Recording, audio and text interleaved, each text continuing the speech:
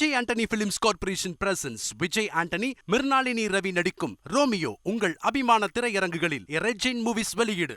பாஜக தேர்தல் அறிக்கை குறித்து முன்னாள் மத்திய அமைச்சர் ப. சிதம்பரம் செய்தியாளர்களை சந்தித்து வருகிறார். அந்த காட்சிகளை தற்பொழுது பார்ப்போம். நடப்பு திட்டங்களை புதிய திட்டங்களாக, புதிய அறிவிப்புகளாக சொல்லியிருக்கிறார்களே ஒழிய புதித அறிவிப்புகள், புதிய பாதை ஒன்றும் எனக்கு தெரியவில்லை. சில உதாரணங்களை சொல்கிறேன். இந்தியாவில் ஏழ்மை ஏறத்தாழ அகன்று விட்டது என்று நீத்தி ஆயோக் குறிப்பிடுகிறது. 5% மக்கள்தான் வறுமை கோட்டுக்கு கீழே இருக்கிறார்கள் என்று நீத்தி ஆயோகுடைய தலைமை செயல் அதிகாரி பீற்றிக் கொள்கிறார். 5 கோடி மக்கள் தான் வறுமை கோட்டுக்கு கீழே இருந்தால் ஏன் 80 கோடி மக்களுக்கு, ஏறத்தாழ 16 முதல் 20 கோடி குடும்பங்களுக்கு ஏன் 5 ஆண்டுகளுக்கு இலவச ரேஷனாக 5 கிலோ அரிசி அல்லது 5 கிலோ கோதுமை தர வேண்டும்? தருவதை நான் வரவேற்கிறேன். ஆனால் தருவது எதை காட்டுகிறது? இன்னும் ஏழ்மை இருக்கிறது. அத்தனை குடும்பங்களும் ஏழைகள் அல்ல. ஆனால் அதே நேரத்தில் 5% தான் ஏழைகளாக இருக்கிறார்கள் என்பதை ஏற்றுக்கொள்ள முடியாது. அதை நாங்கள் வன்மையாக நிராகரிக்கிறோம். ஏழ்மை இருக்கிறது. கணிசமான எண்ணிக்கையிலே ஏழ்மை இருக்கிறது. அதற்கு ஜாதி வாரி பொருளாதார கணக்கு எடுப்பு நடத்தால்தான், socio economic and caste census நடத்தினால்தான் அதனுடைய உண்மை தொகையை, உண்மை எண்ணை கண்டுபிடிக்க முடியும். அடுத்தது சொல்கிறாங்க, எல்லா வீடுகளுக்கும்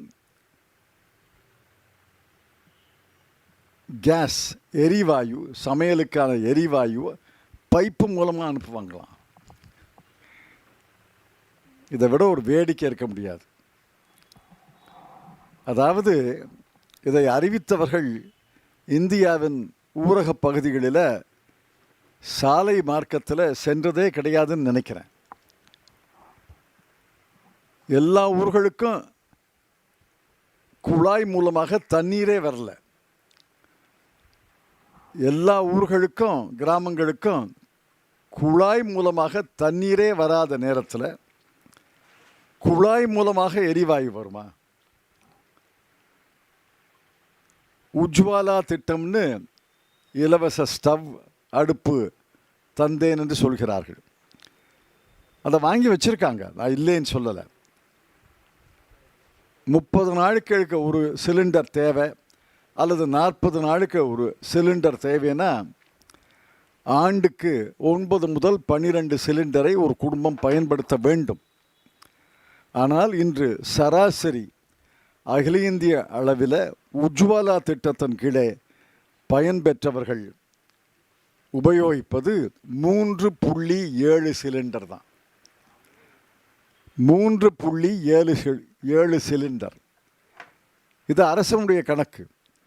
பல மாதங்களில் சிலிண்டரை பயன்படுத்துவதே கிடையாது. காரணம், இன்று சிலிண்டர் விலை 1150 1200க்கு உயர்ந்து விட்டது.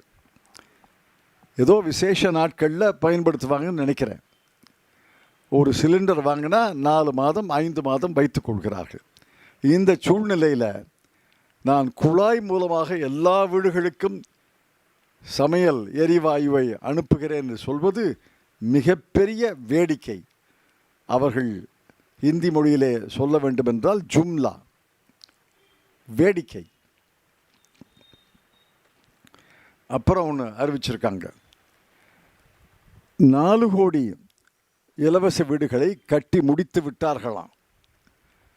இன்னும் 3 கோடி வீடுகளை கட்டப் போகிறோம் என்று அறிவிக்கிறாங்க.